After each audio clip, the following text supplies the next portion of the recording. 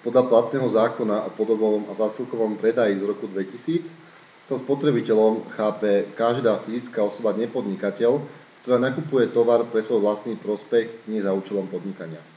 V tomto zákone je podľa paragrafu 12 určené právo odstúpenia od zmluvy do 7 pracovných dní.